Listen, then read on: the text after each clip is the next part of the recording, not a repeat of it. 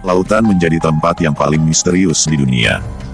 Banyak kapal atau pesawat yang bisa hilang ataupun karam di lautan lepas.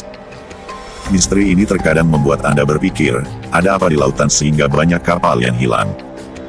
Kapal HM nomor 6 menjadi salah satu dari kapal hantu yang sangat misterius. HM nomor 6 ini merupakan sebuah kapal penangkap ikan yang meninggalkan Taiwan pada 2002 saat Halloween. Namun, pada Januari tahun 2003, Angkatan Laut Australia menemukan kapal ini di salah satu perairannya. Mereka menemukan beberapa kejanggalan pada kapal ini saat ditemukan, mesin dalam kecepatan penuh, dengan tangki bahan bakar kosong. Hal yang membuat lebih janggal lagi adalah, tangki bahan bakar tambahan masih penuh, dan ada pula ikan busuk, serta barang-barang krunya masih lengkap di kapal. Dari hasil forensik, tidak ditemukan tanda-tanda perlawanan dari para awak ataupun pembajakan di kapal ini. Pencarian pun dilakukan sejauh 7.300 mil laut, dan pada hari ke-10 didapatkanlah sebuah petunjuk, yaitu ditemukannya sebuah ponsel milik insinyur utama kapal HM6 yang hilang tersebut. Dari situlah diketahui jikalau kapal itu masih melakukan panggilan dari Indonesia, dan satu-satunya awak yang pernah dilacak mengatakan, bahwa kapten dan teknisi kapal HM6 dibunuh, lalu kru lainnya kembali ke rumah masing-masing. Tetapi apa yang sebenarnya terjadi pada kru kapal ini, belumlah jelas. Dari Sungai Ohio, kira-kira 25 mil ke hilir dari Cincinnati, di sebuah sungai kecil, ada sebuah kapal yang tampaknya telah berlabuh untuk yang terakhir kalinya. Ia dikenal dengan nama kapal hantu Cincinnati. Kapal yang terbengkalai ini sudah sangat tua dan telah ditumbuhi tanaman liar, yang semakin menambah kesan seram pada kapal itu. Akan tetapi bagaimanakah kapal itu bisa berakhir di tempat ini dan mengapa ia ditinggalkan di sini? Sebelum ditinggalkan begitu saja, serta dilupakan oleh waktu dan sejarah, dulunya, kapal ini ketika pertama kali diluncurkan pada tahun 1902, dikenal dengan nama Sel. Kapal ini pun difungsikan sebagai kapal pesiar pribadi nan mewah oleh seorang eksekutif kereta api. Panjangnya 186 kaki, dan bertenaga uap. Setelah berganti pemilik, dia berganti nama menjadi Sachem. Ketika Perang Dunia Pertama pecah pada tahun 1914, Angkatan Laut Amerika Serikat mulai menyewa kapal pribadi kecil dan cepat ini. Setelah itu pada Juli tahun 1917, Angkatan Laut Amerika Serikat mengakuisisi Sachem dan menamakannya USS Sachem SP-192. Thomas Alva Edison salah satu penemu terkenal dunia, yang banyak penemuannya sangat mempengaruhi dunia industri, terutama munculnya listrik modern itu pun, pernah menggunakan kapal tersebut untuk melakukan eksperimen, guna menemukan cara kreatif untuk menghancurkan kapal selam musuh, di sekitar pelabuhan New York, sebelum akhirnya berlayar ke Key West, Florida, dan Karibia. Seiring berlalunya tahun-tahun pasca Perang Dunia Pertama, Sachem berpindah tangan beberapa kali, akhirnya menjadi kapal penangkap ikan rekreasi di bawah komando Kapten Jacob Jack Martin dari Brooklyn, New York. Saat Perang Dunia II 1941, Angkatan Laut menyewa Sachem untuk kedua kalinya, melengkapinya kembali dengan persenjataan, dan menamakannya USS Pinnacle PYC-25. Pada Juli tahun 1942, Pinnacle bertindak sebagai kapal pelatihan dan patroli. Setelah perang berakhir kapal ini dikembalikan ke Kapten Martin dan kembali ke nama asli Sachem. Setelah itu Sachem dibeli dari Kapten Martin dan menjadi andalan armada Circle Line yang baru. Sachem berganti nama menjadi Sightseer. Circle Line dan kapalnya menyediakan tur keliling New York City kepada jutaan pengunjung.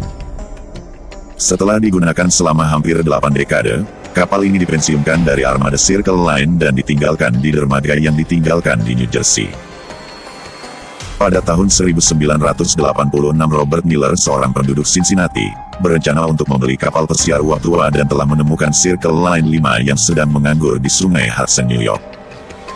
Pemilik kapal pada saat itu menjualnya ke Miller seharga $7.500. Dia membutuhkan 10 hari untuk memperbaiki kapal dan membuatnya layak berlayar lagi.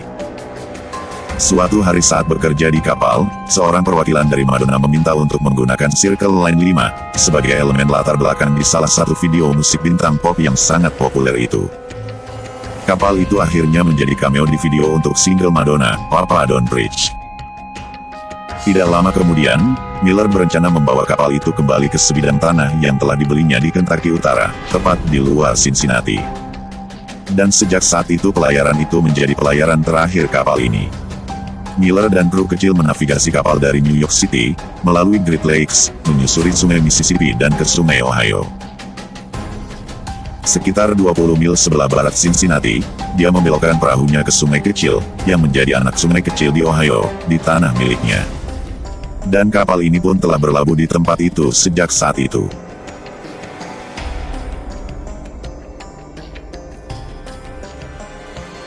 Dari sungai Ohio kita beralih ke kapal SS American Star. Sejauh ini ia adalah salah satu kapal terbengkalai yang paling misterius sepanjang sejarah.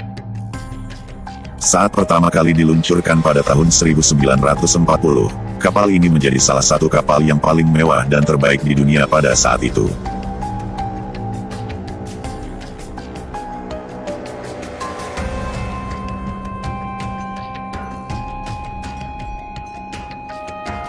Setelah berkarir panjang selama lebih dari 50 tahun, kapal ini kemudian dijual pada akhir 1980-an sebagai besi tua, namun pada akhirnya sang pembeli gagal membayarnya dan membatalkan transaksi. Pada tahun 1993 kapal ini kemudian dijual dengan tujuan untuk menjadi sebuah kapal hotel bintang 5 yang berbasis di Phuket, Thailand.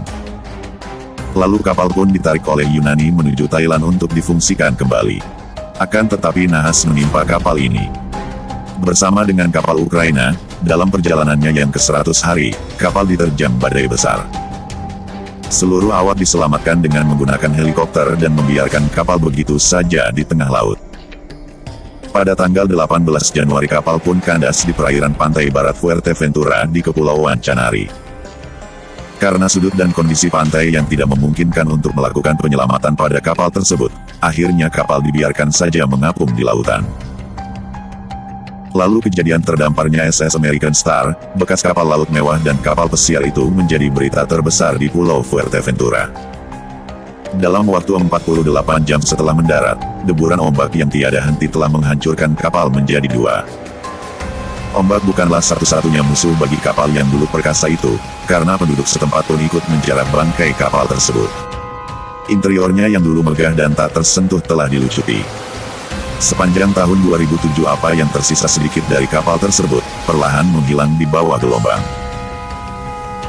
Pada Februari tahun 2010, hanya sekitar 15-20 kaki haluan saja yang tersisa di atas air.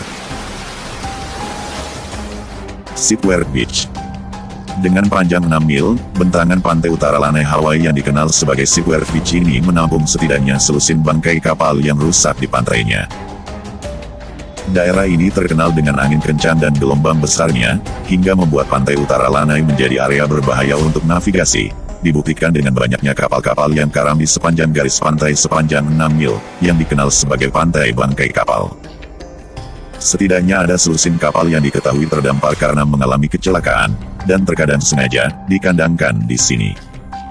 Dari tongkang dan kapal uap hingga sekunar. Dan karena alasan inilah, tempat ini menjadi tempat populer untuk menyisiri pantai, mendaki, dan memotret bangkai kapal-kapal besarnya. Diketahui bahwa pemilik perusahaan kapal uap abad ke-19, memang sengaja membuang banyak kapal uap di tempat ini. Ketika kapal-kapal itu selesai dengan masa pakainya, pemilik menganggap garis pantai itu tempat yang mudah bagi mereka, untuk dapat mengambil lambung kapal yang masih layak, dan lambung yang tersisa, dibiarkan terdampar di terumbu karang. Dua bangkai kapal paling menonjol yang dapat Anda lihat saat mengunjungi daerah tersebut adalah kapal Angkatan Laut era Perang Dunia II, yang sengaja dikandangkan, yaitu YOGN-42, sebuah tongkang bahan bakar Angkatan Laut ferrosemen, yang merupakan bangkai kapal pertama yang terlihat di tempat itu. YOGN-42 ini adalah tanker bahan bakar self-propelled era Perang Dunia II, dan terbuat dari baja dan beton, lambungnya terbuat dari beton yang besar, jadi cukup kokoh dan cukup kuat. Makanya masih dalam kondisi yang cukup baik sampai sekarang. Dan yang kedua kapal Angkatan Laut Yard Oiler YO-21, yang berada di ujung barat, 6 mil jauhnya di Teluk Awalua. YO-21 ini adalah salah satu dari sedikit kapal yang tersisa, yang pernah ikut serta di Perang Pearl Harbor pada tanggal 7 Desember tahun 1941.